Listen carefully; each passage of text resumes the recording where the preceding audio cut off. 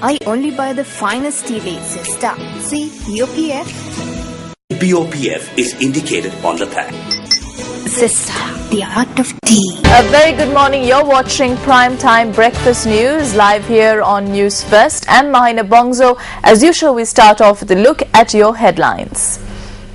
The National Transport Commission says that the criteria suggested by the private bus owners associations on the revision of bus fares will be presented to the Ministry of Private Operations at the Sapugaskanda oil refinery are yet to return to normal. An overseas death toll in India, floods reaches 30. And in good news, Sri Lanka sealed its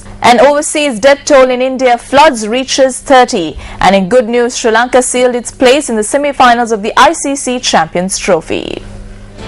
Detail now. Trade unions of the Ceylon Petroleum Corporation states that operations at the Sapugaskanda oil refinery are yet to return to normal. Secretary of the CPC JA, the Sapugaskanda oil refinery are yet to return to normal. Secretary of the CPC Jathika Sevaka Sangame, Ananda Palita, says that the refinery was shut down on the Navalapitiya road via Riverside in Hapugasthalava has been inundated due to the opening of spill gates of the Kotmale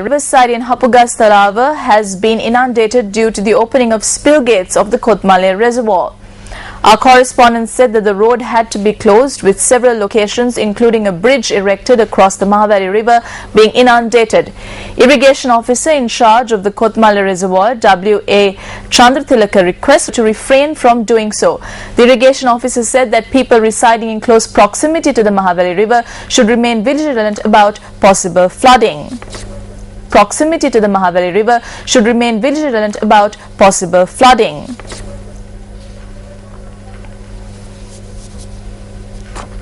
Now, obviously, News First contacted the Department of Meteorology to find out the latest on the weather conditions that are prevalent in the island, and the Department of Meteorology stated that the inclement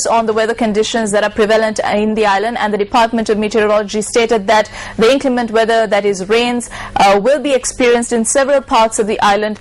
By the Private Bus Owners Association on the revision of bus fares will be presented to the Ministry of Private Transport Services today. Chairman of the National Transport Commission presented to the Ministry of Private Transport Services today. Chairman of the National Transport Commission, Roshan Gunawardhan, has said that the above criteria was presented during a discussion of the Lanka Private Bus Owners Association. Gamnu Vijayratna said that his association was not invited to the above discussion.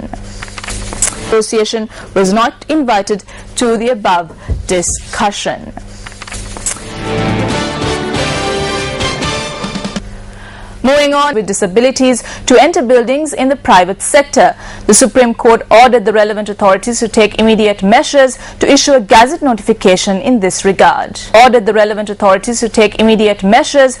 a gazette notification in this regard. The order was issued when a motion on behalf of persons with disabilities was taken up for consideration at the Supreme Court. The motion was taken up before a bench comprising of Chief Justice Mohan Peiris and Justices Chandraeka Nayaka and Satya Hettige. Presenting the motion, Dr. Ajit C.S. Pereira said that as per Supreme Court order, necessary facilities have been set up in buildings in the state sector to provide access to persons with disabilities. However, he pointed out that such facilities have not been set up in buildings in the private sector. Dr. Ajit C.S. Pereira, through his motion, requests that access facilities in buildings in the private sector be granted to persons with disabilities. It is essential that everyone has access to building in the state and private sector irrespective of a person's ability. In 2011, the Supreme Court issued an order for newly constructed buildings. The Ministry of Social Services issued a circular to all state institutions informing that the order of the Supreme Court be gazetted. Today, we requested the Supreme Court to issue such an order to the private sector as well. Therefore, the aim of this is to provide access to persons using wheelchairs to buildings that have been newly constructed or renovated.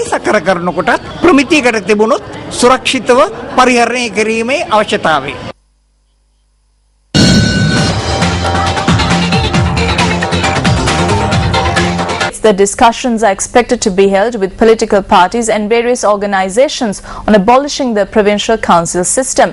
The minister made this statement at a meeting held with the Federation of University Teachers Association.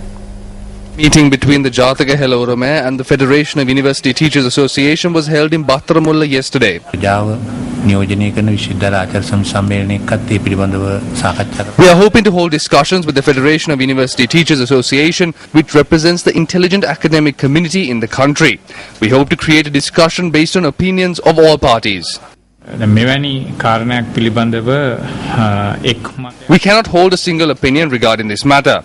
Therefore, we hope to discuss this in length with the Jataka Helorome. However, as the minister stated, what we could do is create a backdrop for an intelligent discussion on this topic. FUTA can intervene to create such a discussion.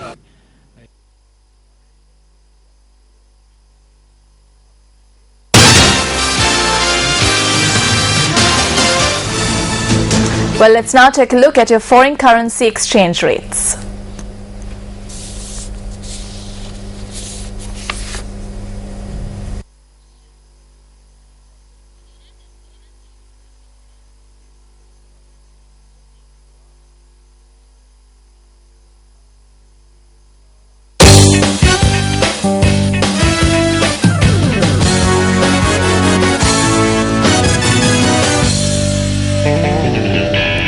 And finally, on sports news, it was good news for Sri Lanka as they sealed its place in the semi-finals of the ICC Champions Trophy after registering a 12-run win against Australia in their Group A encounter played at the Oval yesterday.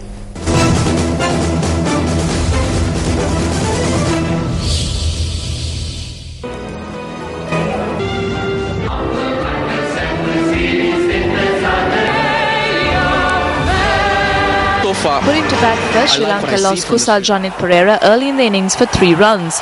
Kumar Sangakkara could not repeat his performance against England, where he scored a century, as he was dismissed by Australia's Clint Mackay for 3 runs.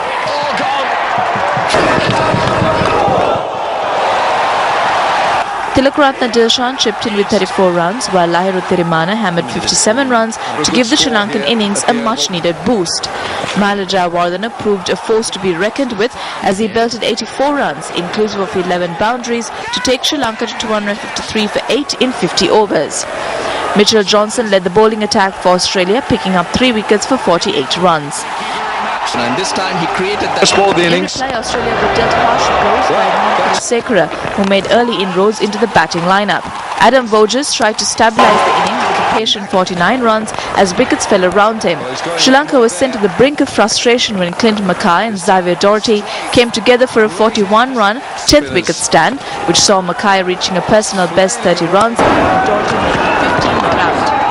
However, a stunning catch by Tilakaratne Dilshan to secure the wicket in Mumbai bundled out Australia for 233 runs in 43 overs, handing Sri Lanka a 20-run win and a meeting with India in the semi-finals.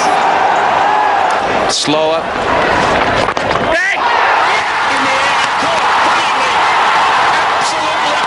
Cannot believe it. Come back to his left. He did that brilliantly.